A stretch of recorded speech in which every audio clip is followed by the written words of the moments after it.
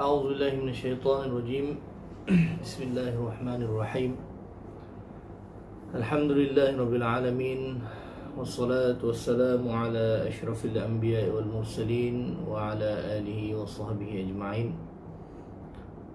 قال رب اشرح لي صدري ويسر لي أمري واحلل عقدة من لساني يفقه قولي. أما بعد، Alhamdulillah, bersyukur kita kepada Allah Subhanahu Wa Taala dengan limpah dan kurnianya kita dapat bertemu dalam slot khas kuliah pada malam ini melalui Facebook Surau Al-Jannah Bandar Rimbayu. Saya masih menanti lagi kemasukan sahabat-sahabat untuk sama-sama sharekan kita punya live pada malam ini. Dan saya nak bertanya dulu kepada yang bersama dengan kita, mungkin komen, adakah suara saya kedengaran jelas ataupun tidak.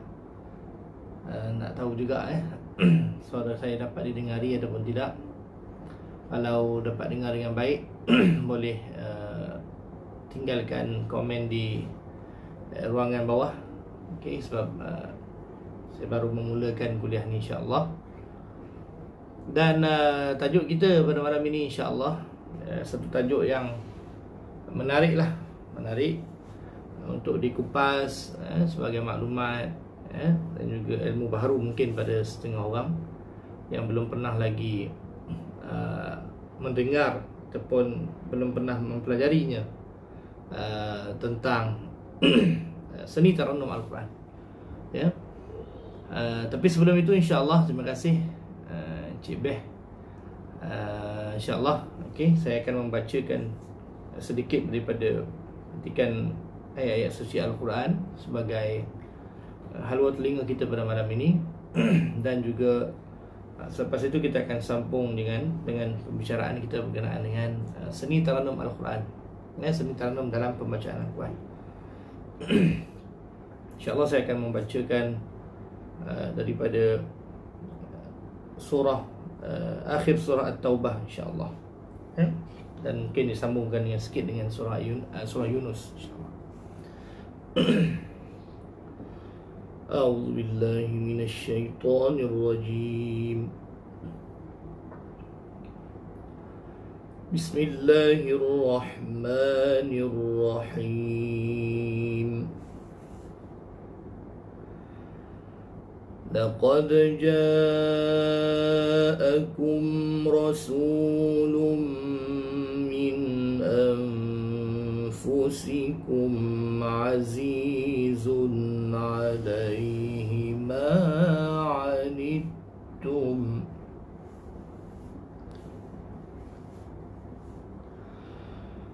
azizun 'alaihi ma 'anittum harisun 'alaikum bil mu'minina raufur rahim.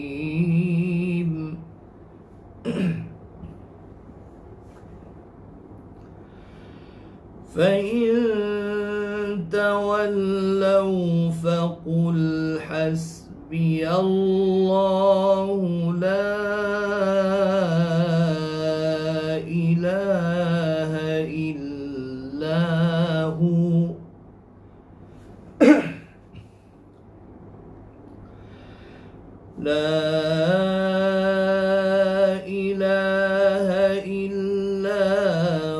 عَلَيْهِ توكلت وهو رب العرش العظيم.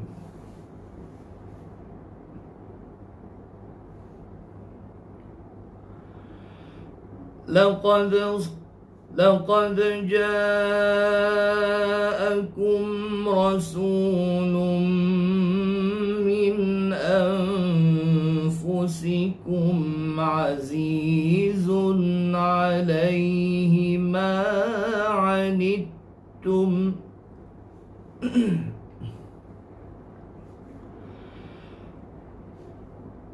عزيز عليه ما عنتم حريص عليكم بالمؤمنين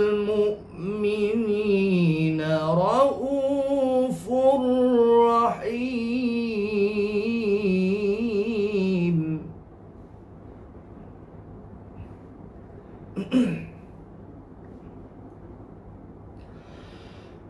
فإن تولوا فقل حسبي الله لا إله إلا هو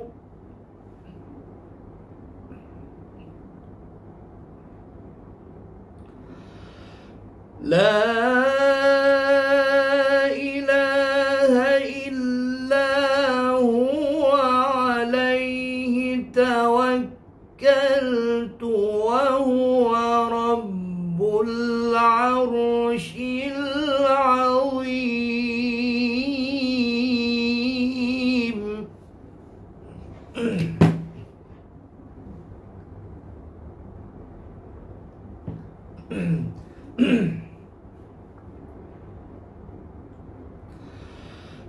لقد جاءكم رسول من أنفسكم عزيز عليه ما عنتم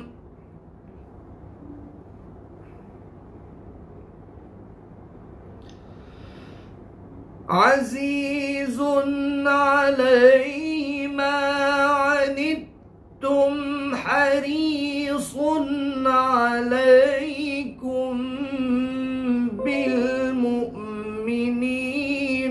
رؤوف رحيم.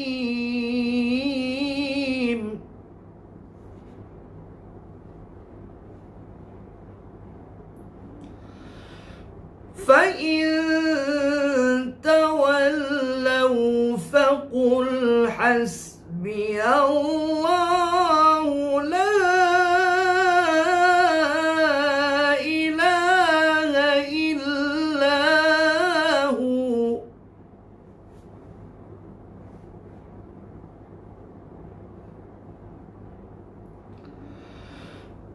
لا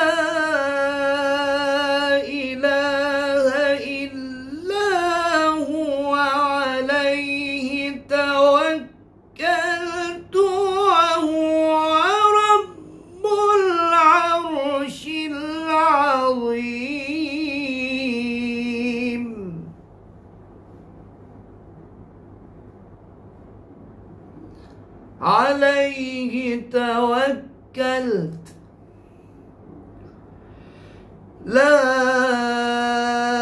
إله إلا هو عليه توكلت وهو رب العرش العظيم.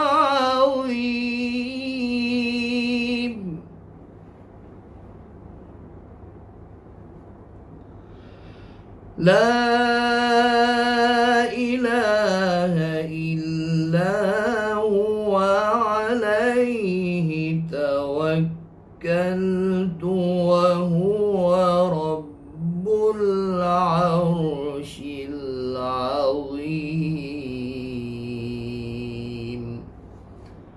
Sadaqallahul azim. Alhamdulillah. Syukur pada Allah. Ya. Demikian tadi saya telah membacakan petikan daripada surah Taubah daripada ayat 128 hinggalah ke 129.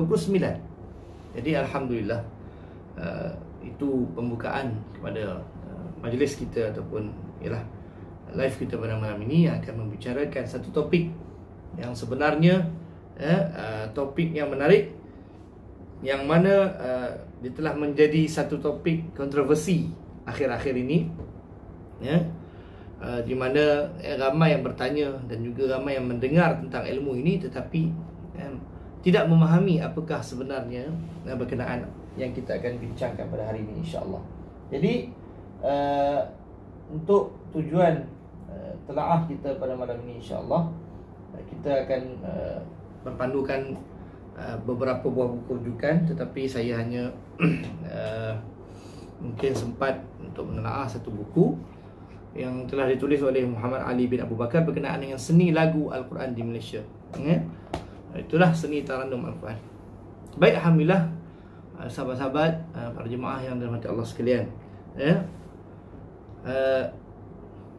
apabila kita membicarakan tentang membaca Al-Quran, sahabat-sahabat, mungkin boleh berinteraksi dengan saya di dalam ruangan komen.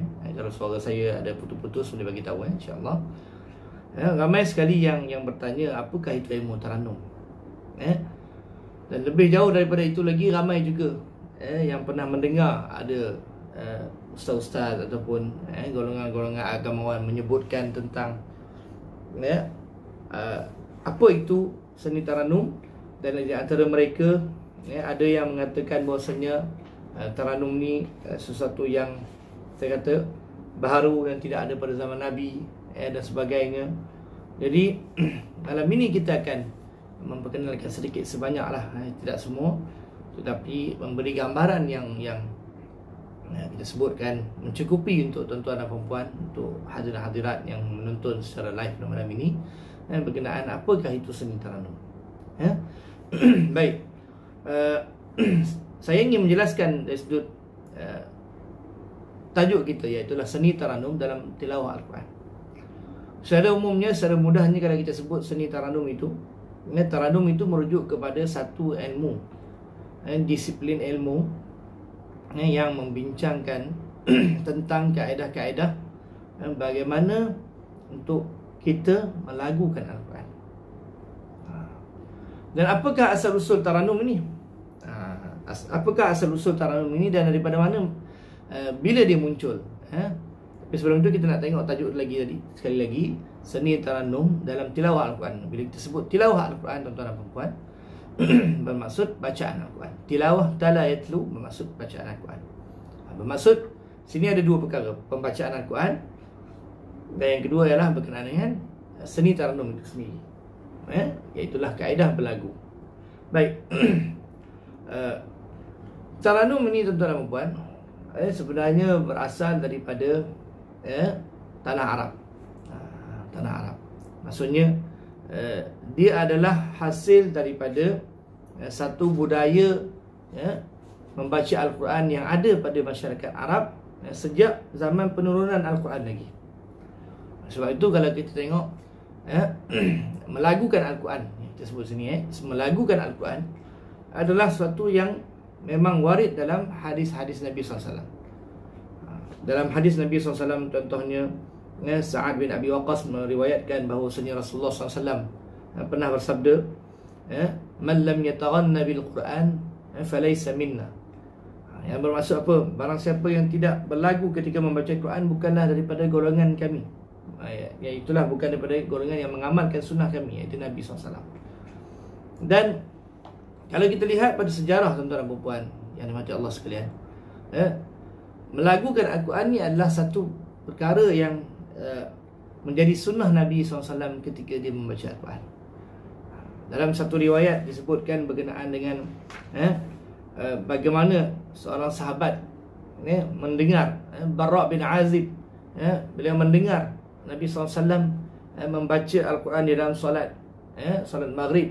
Ada riwayat lain solat isyak, Nabi membaca surah At-Tin, yani wat-tini waz-zaitun, dan beliau mendengar tidak ada, dan beliau mengatakan bahawa fama sami'tu ahadan ahsana sautan minhu. Maksudnya Nabi SAW mempunyai suara yang baik. Maksudnya sahabat mengatakan di situ, aku tidak pernah mendengar seorang pun suaranya yang lebih baik daripada Nabi. Tuan-tuan dan puan-puan yang dirahmati sekalian, dalam hadis yang lain, Abu Hurairah meriwayatkan satu hadis, annahu kana yaqul qala Rasulullah sallallahu alaihi wasallam lam ya'dhanillahu bi syai'in ma udhina li nabiyyin an yataghanna bil Quran. Hadis ini banyak lagi Dia punya matan yang lain, ma azinallahu li syai'in ma azina li nabiyyin husnul saut yataghanna bil Quran. Yang mana maksudnya lebih kurang begini. Sesungguhnya Allah Taala tidak mendengar kepada sesuatu. Azina di sini bukannya memberi izin, tetapi bermaksud istama'a. Allah Ta'ala tidak mendengar kepada sesuatu seperti mana dia mendengar, yakni Allah mendengar kepada bacaan Nabi yang mencantikkan, melagukan bacaan Al-Quran dan menyaringkan dia. Au yajharu bih, ada dalam matan yang lain, ya. Dan dari sini kita dapati bahwasanya sebenarnya taranum ataupun melagukan Al-Quran, yatarannamu bil Quran, yataghanna bil Quran, dua perkara yang sebenarnya sama. Taghanna, yatarannam, ya. Dua perkataan yang membawa erti yang sama, iaitu melagukan Al-Quran, mengalunkan bacaan Al-Quran. Dan ianya bukanlah satu perkara yang direka mutakhir ini. Dia adalah telah menjadi sebahagian daripada, kita panggil, sunnah Nabi SAW ketika membaca Al-Quran. Sifat bacaan Nabi SAW, sahabat-sahabat sekalian. Okey.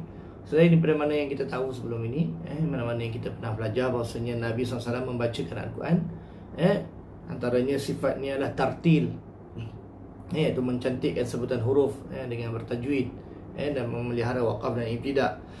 Kemudian Nabi juga antara sifat bacaan baginda SAW ialah tamahul wa tarassul, iaitulah cermat, berhati, tidak gopoh.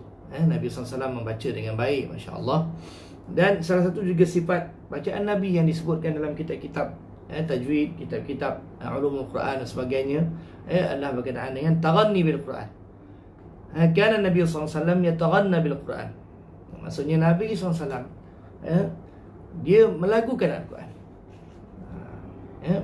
Dan begitu juga dengan para sahabat yang lain. Kalau kita tengok dari sudut sejarah, terdapat beberapa orang sahabat yang Allah Ta'ala kurniakan mereka dengan suara yang cantik, suara yang baik. Sebagai contohnya, kalau kita tengok sejarah, kita akan lihat betapa Abu Musa al-Asy'ari contohnya. Satu hari, satu ketika beliau tengah membaca Al-Quran. Lalu Nabi terdengar bacaan beliau. Nabi terdengar bacaan beliau. Minta maaf, saya minta izin minum sikit. Tangan kanan, mungkin live ni nampak macam tangan kiri, tapi sebenarnya tangan kanan. Okey. Nabi terdengar bacaan Abu Musa al-Asy'ari, lalu Nabi berhenti dan mendengar. Kemudian apabila selesai Abu Musa al-Asy'ari membacakan Al-Quran, Nabi terus memuji bacaan Abu Musa. Barulah Abu Musa terkejut dan sedar Nabi datang, dan Nabi sebut, ya Aba Musa, laqad utita mizmaran min mazamiri ali Daud. Apa maksud dia?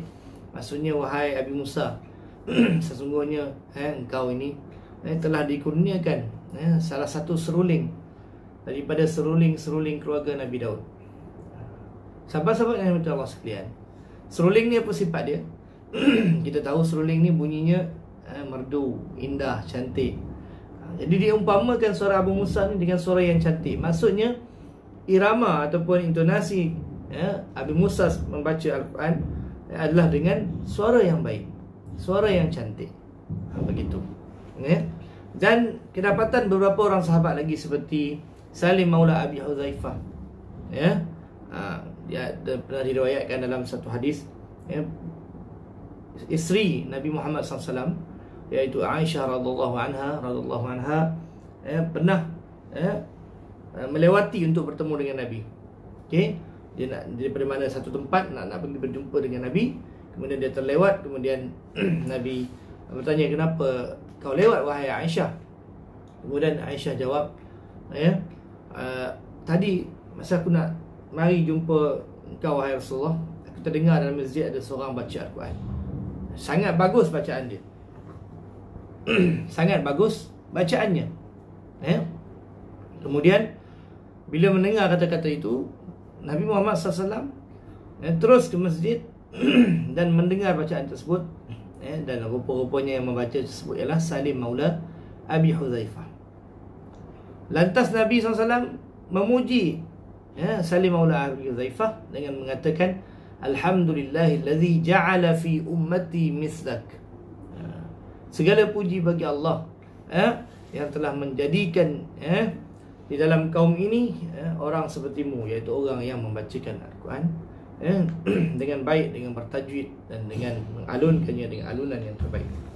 Jadi secara mukadimahnya saya sebutkan di sini, bila orang bertanya berkenaan dengan apakah itu sebenarnya seni tarannum Al-Quran, kalau kita sebut tentang seni, maka seni itu merujuk kepada sesuatu yang halus, yang halus, yang terlalu abstrak, dan rasa seni, rasa suka kepada kecantikan, keindahan. Bila kita sebut seni, dia memang selalu indah, cantik. Kita takkan sebut seni tu satu benda yang huduh kan. Seni khat misalnya, seni binaan, semuanya yang halus, yang tertib, yang indah, itulah dia seni. Manakala tarannum itu adalah satu perbuatan melagukan Al-Quran, melagukan Al-Quran. Jadi bila orang bertanya pada kita, kalau kita kemusykilan apakah itu tarannum, maka jawapannya mudah sahaja.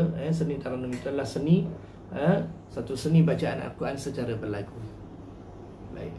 Jadi ada orang bertanya, apakah hukum kita melagukan Al-Quran ni, ataupun kita mencantikkan suara ketika membaca Quran, tahsinus saut fi qiraatil Quran? Maka jawapannya mudah. Dia adalah satu benda yang diijma'kan oleh para ulama menurut An-Nawawi, ajma'al ulama fi salaf wal khalaf. Maksudnya ulama dahulu kala dan sekarang semuanya sepakat bahawasanya mencantikkan suara ketika membaca Al-Quran itu adalah satu yang disunatkan.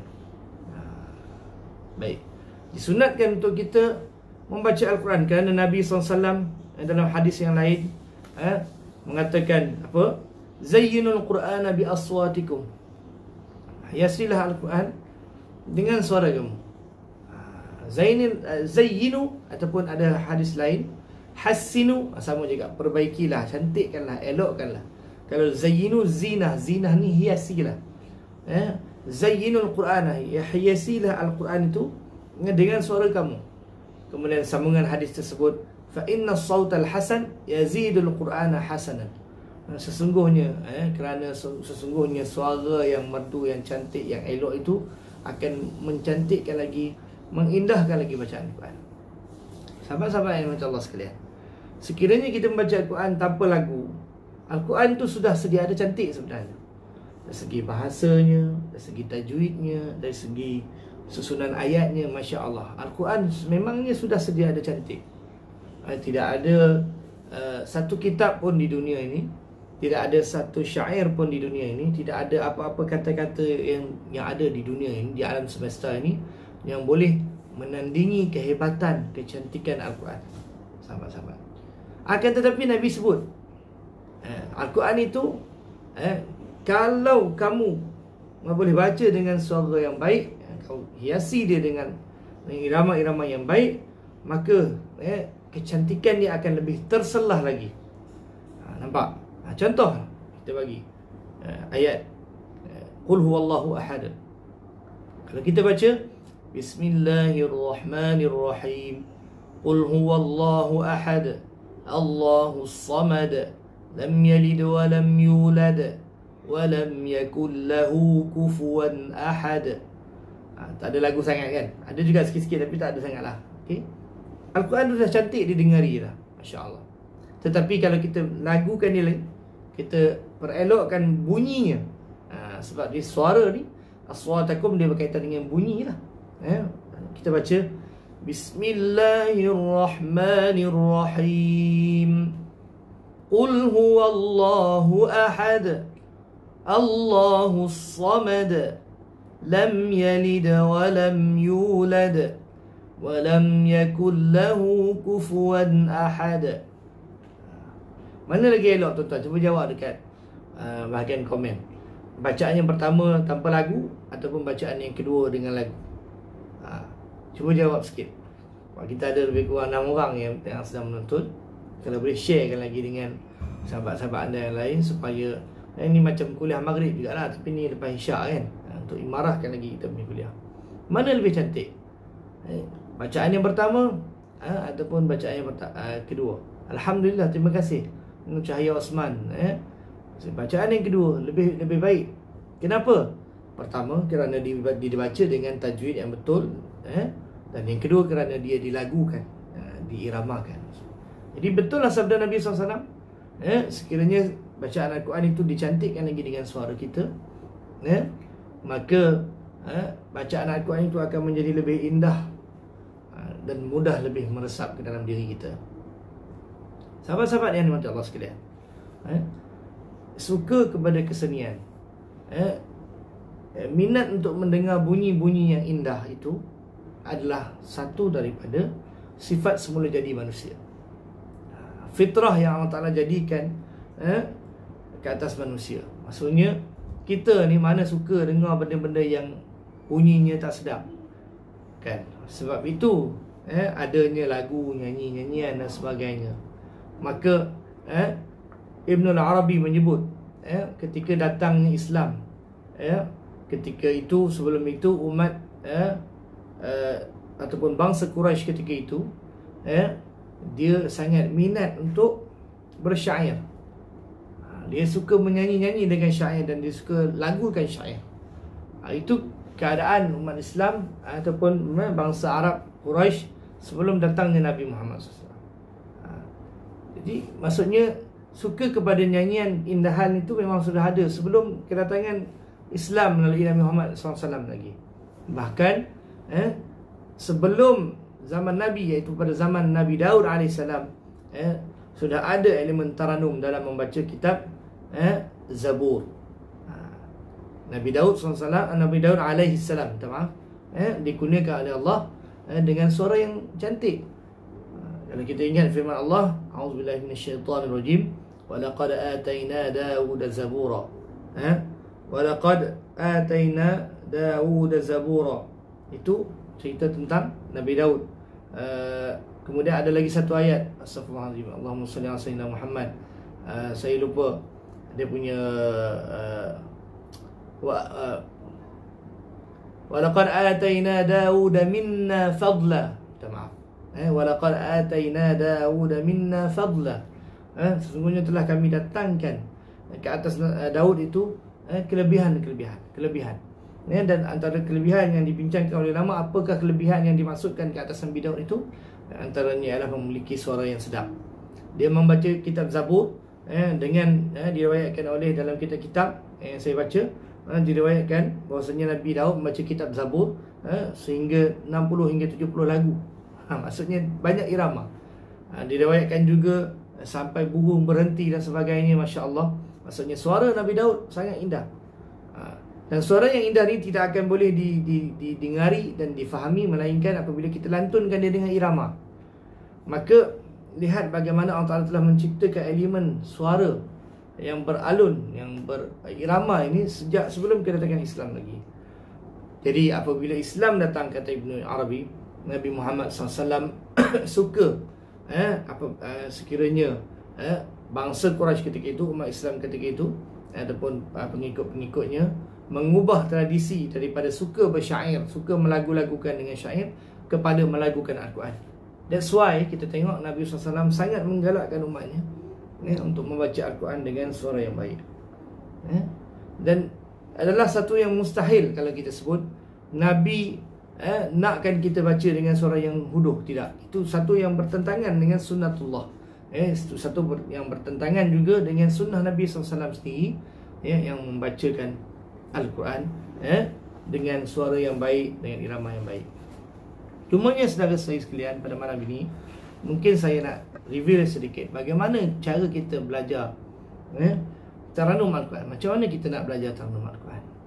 Adakah kita mesti menyertai kelas-kelas, kita mesti masuk musabaqah kalau belajar taranum ni, untuk masuk musabaqah semata-mata, ataupun bagaimana? Baik, saya nak sebutkan di sini, kalau tuan-tuan boleh tulis di bahagian ruangan komen. Dan ingat, ada dua cara untuk kita belajar taranum. Ada dua cara untuk kita belajar taranum Al-Quran. Yang ni saya tak pernah sebut di mana-mana lagi. Setelah saya melalui pengalaman dalam bidang ini beberapa tahun, alhamdulillah, sejak daripada saya berumur 11 tahun saya mula berkecimpung dalam bidang taranum ini, saya melihat bahawasanya ada dua kaedah. Ada dua kaedah untuk kita mempelajari taranum Al-Quran. Nak tahu tak? Nak tahu tak? Okey, baik. Mungkin semua nak tahu, insya-Allah. Okey, jadi saya reveal yang pertama, kaedah pertama. Kaedah pertama untuk mempelajari taranum Al-Quran mudah sahaja. Itulah caranya dengan mendengar, meniru, berulang-ulang. Apa dia yang kita perlu dengar? Iaitulah bacaan mana-mana qari yang kita minat. Sama ada secara murattal ataupun secara mujawwad. Apa dia murattal, apa dia mujawwad? Murattal itu seperti bacaan dalam solat, bacaan yang kelajuannya agak sederhana, dan tidak terlalu perlahan. Kalau kita belajar tajwid yang ada 4 maratibul qiraah: tahqiq, tartil, hadar dan juga tadwir. Jadi murattal ni boleh dipecahkan kepada 3, iaitulah tartil tadi, tadwir dan juga hadar.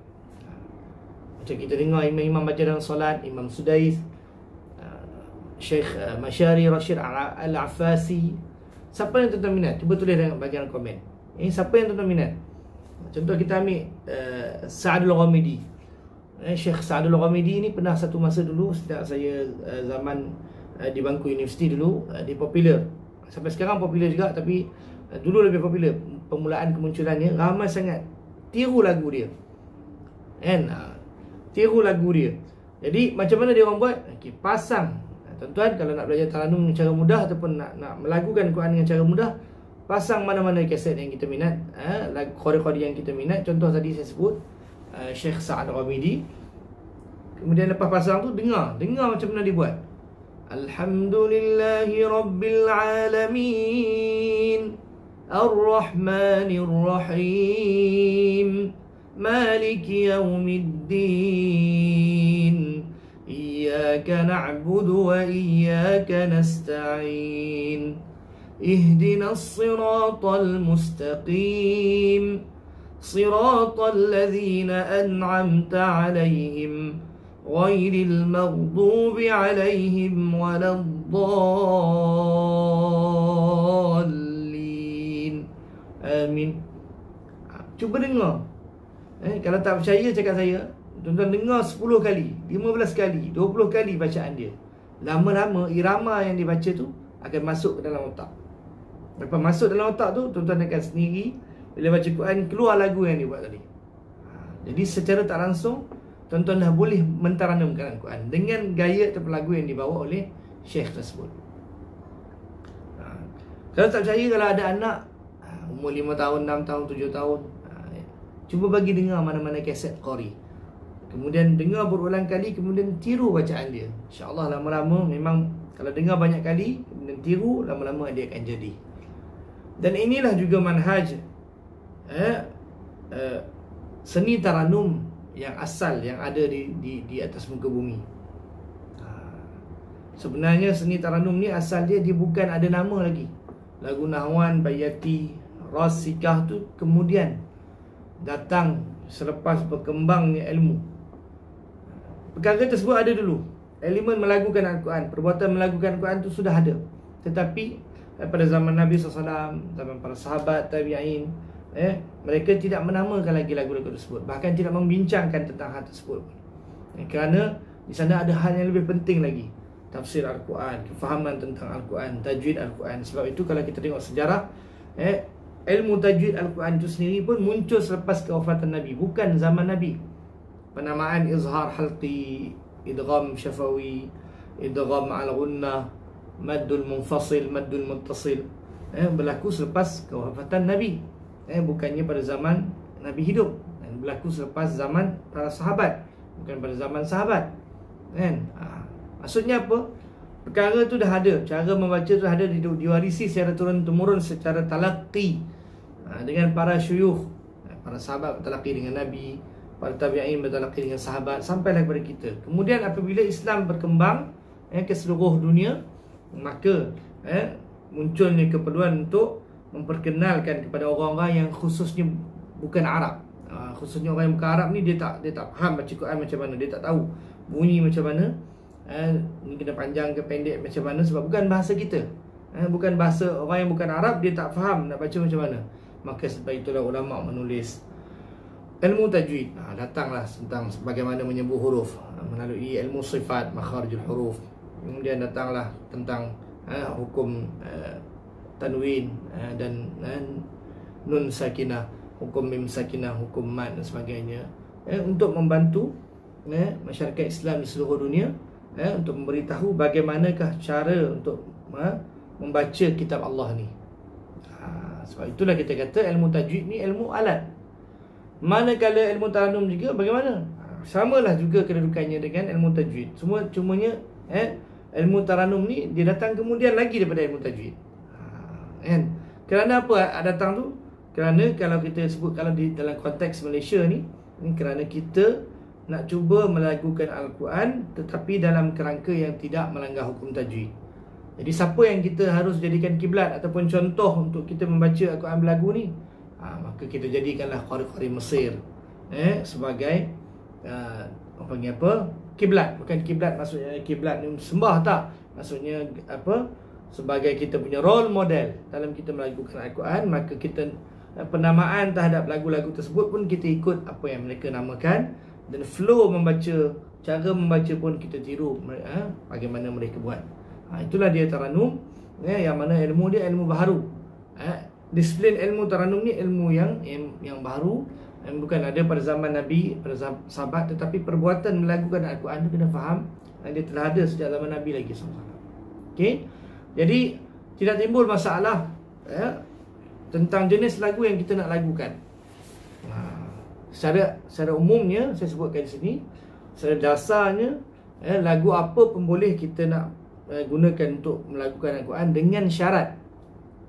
Ada beberapa syarat disebutkan dalam kitab Sunanul Qurra wa Manahijul Mujawwidin, karangan seorang syekh ulama besar daripada Saudi. Antara syarat yang disebutkan, pertama, lagu yang nak digunakan mestilah tidak bercanggah dengan ketinggian Al-Quran, kemuliaan Al-Quran. Sebab itu lagu itu tak boleh lagu Hindustan, tak boleh lagu Melayu, joget, lagu nondang sayang, tak boleh. Lagu-lagu yang kalau kita dengar dia membawa ingatan kita kepada maksiat ataupun perkara lain selain Al-Quran, maka lagu tersebut tidak boleh digunakan dalam bacaan Al-Quran. Boleh tak baca Al-Quran dengan lagu negaraku? Tak boleh, kerana lagu negaraku khas untuk dia. Kalau kita baca dengan lagu-lagu yang memang asal daripada muzik, identiti sesuatu muzik yang tertentu, yang kalau kita baca dengan Al-Quran dengan dia, maka orang akan tahu lagu tersebut, maka itu tidak dibolehkan. Sekali-sekali pun lagu nasyid tak boleh. Sebab itulah kita belajar 7 lagu yang selalu orang sebut, Bayati, Nahwan, Ras, Sikah, Hijaz, Jiharkah dan Sabah itu. Kerana 7 lagu itulah yang popular digunakan oleh seluruh qari-qari di dunia. Tak kira sama ada dia mengaku ataupun tidak, tapi identiti lagu tu memang telah dibaca dan di-applykan dalam bacaan mereka. Sebab itu kita kata tarannum ni, tarannum ataupun nama-nama lagu yang kita sebut tadi, itu semuanya hanyalah wasilah saja. Wasilah kita nak melagukan Al-Quran. Jadi kita perlukan irama. Takkan kita nak buat irama ikut suka hati kita kan? Mungkin takut irama yang kita buat suka hati tu sumbang pula. Kita nak bagi cantik bacaan Quran jadi lagi huduh, lagi tak cantik kan? Maka kita gunalah lagu yang dah sedia ada digunakan oleh para qari. Antaranya yang 7 tadi. Okey, itu sifat pertama lagu yang kita nak pakai. Kalau kita tak nak pakai yang 7 tu, kita kena ingat, pertama, lagu tu mesti tak boleh bercanggah dengan ketinggian Al-Quran. Kedua, lagu tersebut tidak boleh menjadi asbab untuk rosaknya hukum tajwid yang kita baca. Berlampau-lampau kan, kita melagu sampai maklumlah kadang-kadang bila berlagu Al-Quran ni kadang-kadang ada terdedah kepada pemanjangan kadar mad yang tidak sepatutnya. Kadar mad yang sepatutnya, contoh ma'arid li sukun dibaca 6 harakat paling tinggi, tapi oleh kerana lagu, ada qari yang baca sampai 12. Alhamdulillahi Rabbil Alamin.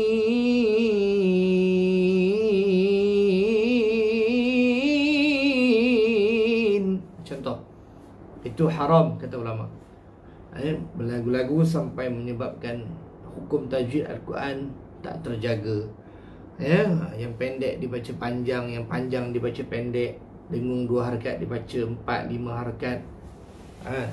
Kemudian ditambah huruf yang tak ada ditambah, huruf yang ada digugurkan.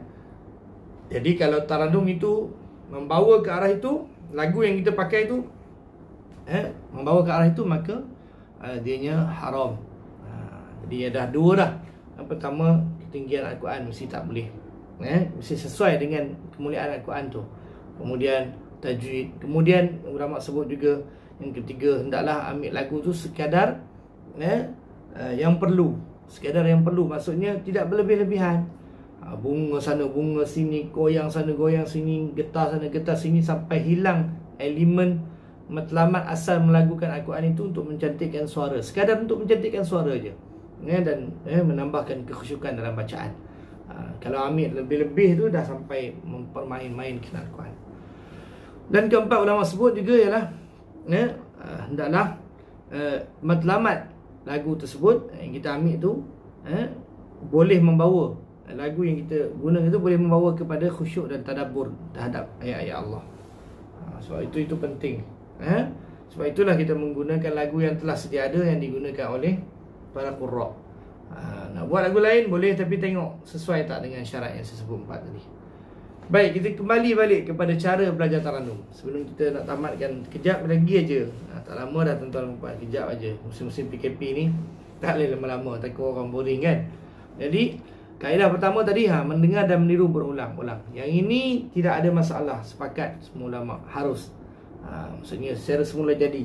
Dan saya sebutkan tadi, itulah manhaj belajar taranum yang asal, yang ada di dunia. Maksudnya kalau kita tengok di Mesir, mereka tak ada kelas taranum macam kita. Mereka tak ada online taranum, mereka tak ada kelas-kelas taranum, guru taranum tak ada. Dan tambah pula mereka ni orang Arab, memang asal usul mereka, lagu-lagu tersebut memang dah sentiasa ada dalam masyarakat mereka. Jadi apa yang mereka lakukan, contohnya qari yang baru membesar, umurnya masih muda, mendengar kepada qari yang senior baca, kemudian didengar beberapa kali, kemudian ditiru uslub bacaan tersebut, dan kemudian akhir sekali dia baca pun hampir macam guru ataupun syekh yang dia dengar tu juga. Cuma dia adjust sikit lah, ubah suara sedikit mengikut kemampuan suara dia. Saya bagi contoh dalam sejarah yang ada sekarang, Syekh Dr. Ahmad Nuaina, umur dia dah 60 lebih lah, tak salah saya. Dia ni qari yang satu masa dulu qari muda lah. Yelah sekarang dah tua dulu muda. Jadi pada zaman mudanya ni, dia suka dengar kepada seorang syekh yang hebat. Kalau tuan-tuan buka YouTube, ada bacaan dia, iaitulah Syekh Mustafa Ismail. Kemana Syekh Mustafa Ismail pergi baca Quran, dia pergi ikut, dia pergi dengar. Dan dia sangat minat dengan uslub bacaan Syekh Mustafa Ismail. Jadi bila dia dengar berulang kali, last kali dia pun baca macam syekh tu juga, hampir-hampir. Bila orang minta dia baca, bahkan Syekh Mustafa Ismail sendiri pernah minta dia baca dalam semasa hayat dia, minta Ahmad Nuain nak baca, dan Syekh Mustafa Ismail mengakui bacaan hampir macam dia. Maksudnya uslub ataupun gaya bacaan tu. Jadi itu contohlah Syekh Ahmad Nuaina mendengar qari yang sebelum dia, yang senior membaca, kemudian dia tiru dan kemudian dia bentuk satu uslub bacaan dia tersendiri, hasil daripada apa yang dia dengar daripada orang lain. Dalam hal ini tuan-tuan, meniru diizinkan. Dan sememangnya untuk baca Quran memang kita kena tiru guru kita. Tiru siapa? Tiru guru kita. Para sahabat radhiyallahu anhum ajma'in meniru bacaan Rasulullah sebiji 100%, tanpa tambah dan kurang.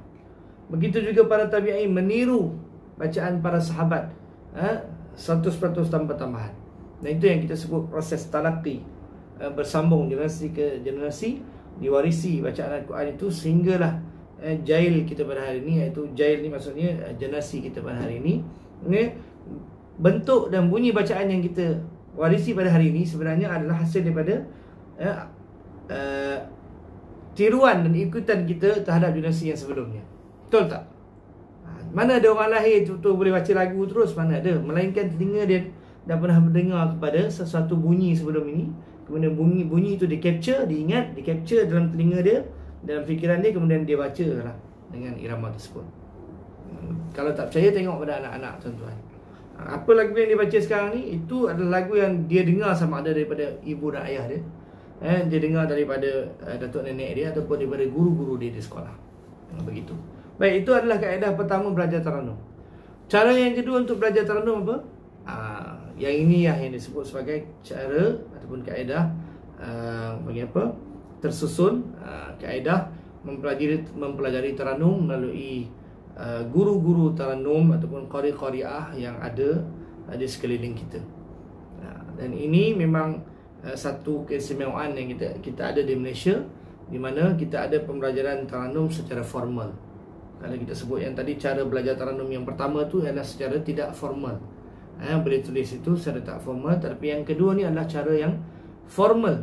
Maksudnya kita bertalaqi bacaan itu dengan seseorang qari yang masyhur, seorang qari yang mutqin dalam bidang ini. Kita meniru bacaan dia. Pun ada juga elemen tiru tu. Tiru, kemudian diajarkan kepada kita bagaimana bunyi bayati, hawan, ras, sikah, sehingga kita boleh mengenali lagu tersebut dan membacanya dengan sendiri tanpa ketiadaan guru. Jadi itu adalah kaedah kedua. Maksudnya kita belajar bagaimana bunyi bayati, bagaimana bunyi lagu, nahawan dan sebagainya. Kemudian kita apply bunyi tersebut dalam bacaan Al-Quran. Dan satu perkara yang saya nak sebut di sini, yang menjadi kekeliruan dalam masyarakat, kerana sebahagian asatizah berfatwa bahawasanya kita belajar taranum ni haram kerana dia akan menyebabkan tajwid, lari dan sebagainya. Sebenarnya itu adalah dakwaan yang tidak benar. Sebenarnya kita dalam Malaysia ni, kalau kita tengok para guru dan asatizah yang mengajar taranum, mereka sangat menitik beratkan elemen tajwid dalam pembacaan. Kita ada tokoh yang telah meninggal pun 2 tahun lepas kalau tak salah saya, Tan Sri Hasan Azhari, arwah yarham. Beliau sendiri guru maqamat, guru ragu, pakar dalam bidang tajwid. Sebab itu kalau kita sebut guru taranum di Malaysia, kalau kita sebut guru taranum, at least kurang-kurangnya bidang tajwid, bab tajwid memang dia akan beres dulu. Kalau dia tak beres bidang tajwid, maka dia tidak akan boleh melagukan Al-Quran yang baik.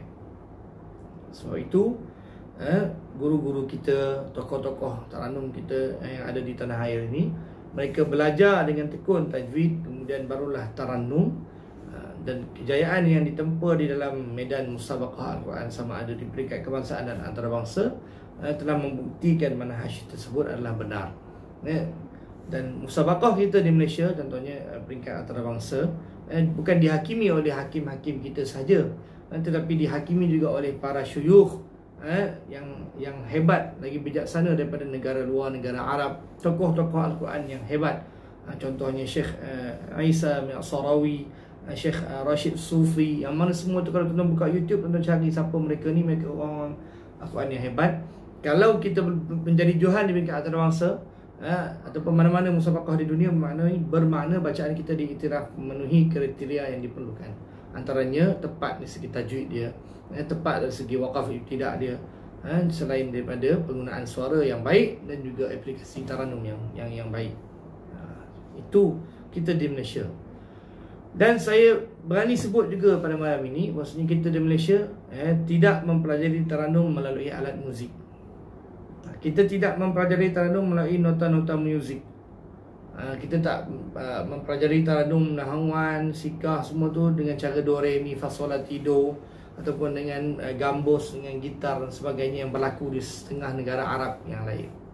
Kita bukan negara Arab, tapi kita tidak apply kaedah itu dalam pembelajaran taranum kita. Paling tinggi pun ada setengah kawasan menggunakan kaedah tawasyih. Tawasyih ni maksudnya dia ada macam syair dalam bahasa Arab yang memuji Nabi atau sebagainya, dibaca dengan taranum itu dengan tujuan untuk ingat irama, kemudian dia baca Quran, keluarlah irama tersebut. Tapi kita di Malaysia, cara kita belajar taranum sebenarnya sangatlah hampir dengan cara kita belajar tajwid, iaitulah bertalaqi dengan guru. Sebab itu kalau tuan-tuan tengok, kita tidak akan jumpa di Malaysia ni mana-mana tempat yang belajar Taranum, mengajar Taranum dengan alat muzik.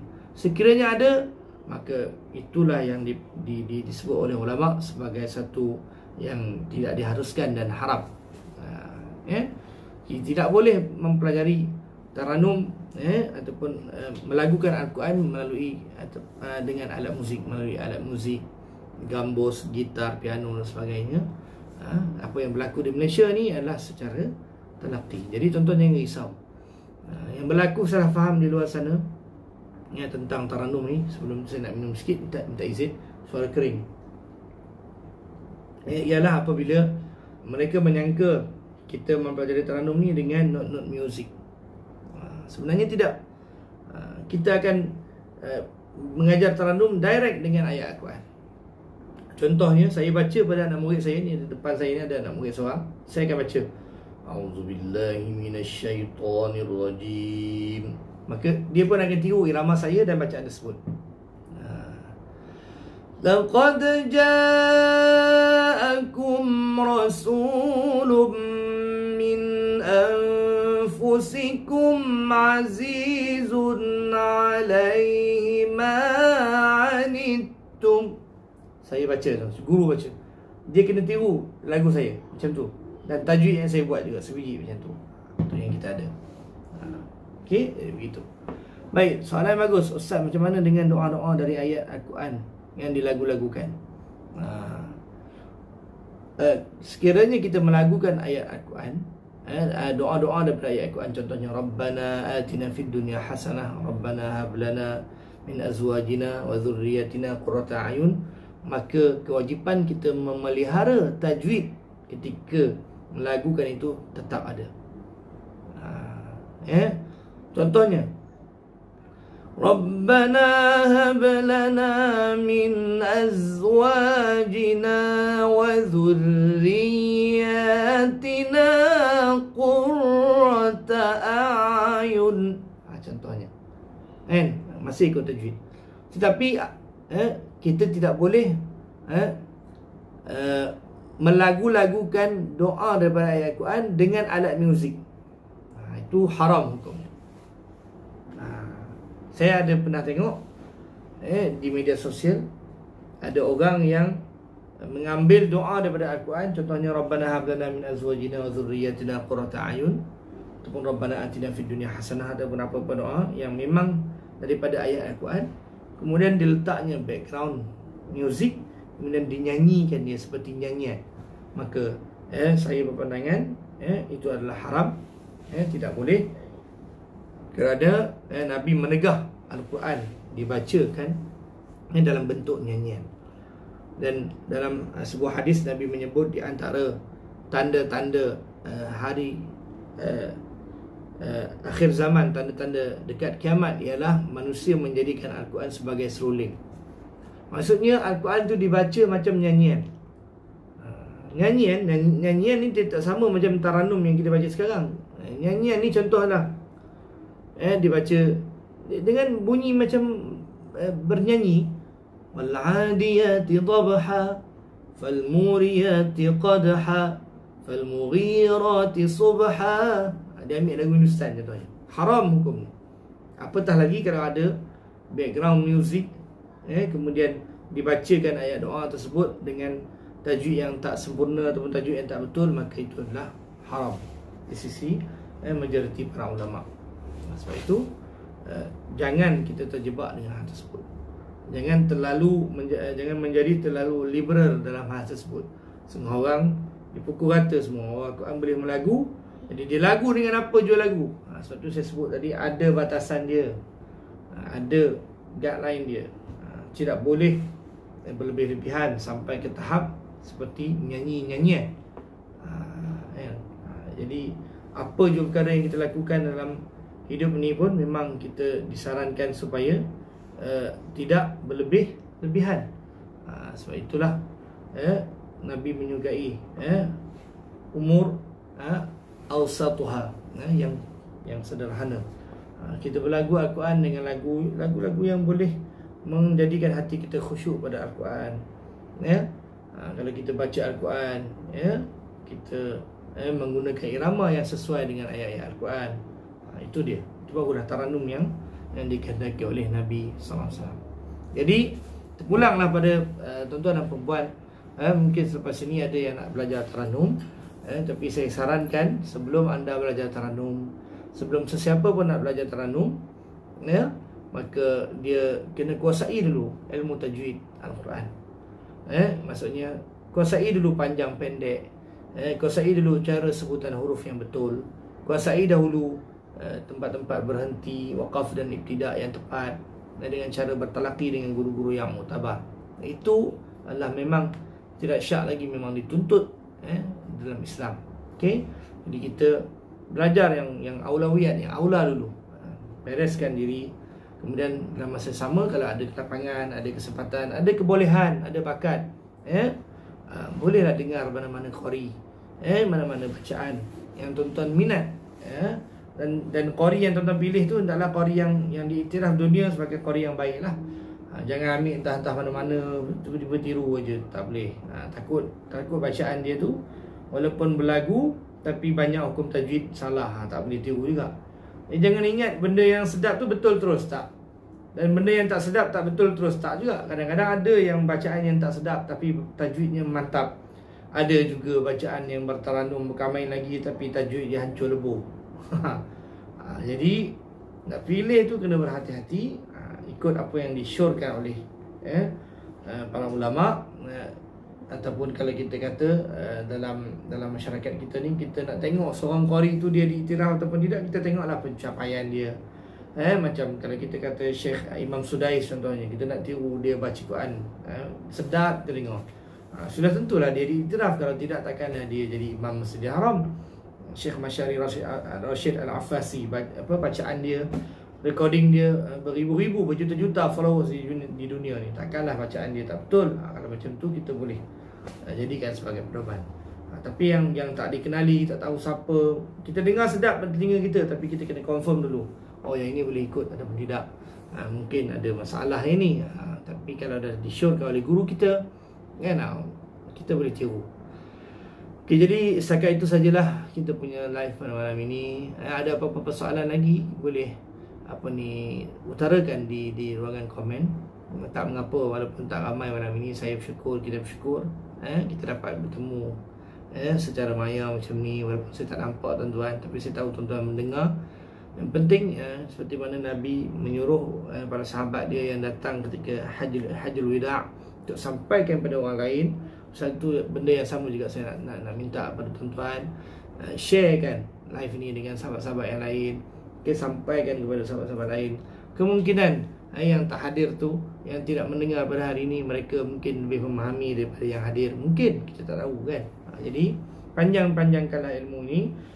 Jadi mudah-mudahan apa yang kita bincang pada malam ini memberi manfaat kepada tuan-tuan semua, tuan-tuan perempuan yang mendengar, yang bersama dengan kita pada malam ini. Kita sama-sama berdoa, mudah-mudahan Allah Ta'ala angkat wabak COVID-19 daripada negara kita, dan mensejahterakan tubuh badan kita daripada sebarang penyakit dan wabak bencana. A'udzubillahi minasyaitonirrajim. Bismillahirrahmanirrahim. Alhamdulillahirabbil alamin, hamdan hamidin, hamdan syakirin, hamdan yuwafi ni'amahu wa yukafi mazidah. Ya Rabbana lakal hamdu kama yanbaghi li jalali wajhikal karim wa 'azimi sultanik. Allahumma ighfir lana dhunubana wa liwalidina warhamhum kama rabbawna shighara. ولجميع المسلمين والمسلمات والمؤمنين والمؤمنات برحمتك يا أرحم الراحمين. اللهم إنا نسألك سلامة في الدين وعافية في الجسد وزيادة في العلم وبركة في الرزق وتوبة قبل الموت ورحمة عند الموت ومغفرة بعد الموت. اللهم هون علينا في سكرات الموت والنجاة من النار والعفو عند الحساب. اللهم إنا نعوذ بك من الجنون والجذام والبرص وسيء الأسقام. اللهم وارفع عنا البلاء والغلاء برحمتك يا أرحم الراحمين. ربنا آتنا في الدنيا حسنة وفي الآخرة حسنة وقنا عذاب النار. وصلى اللهم على سيدنا محمد وعلى آله وصحبه وسلم والحمد لله رب العالمين. تقبل الله منكم.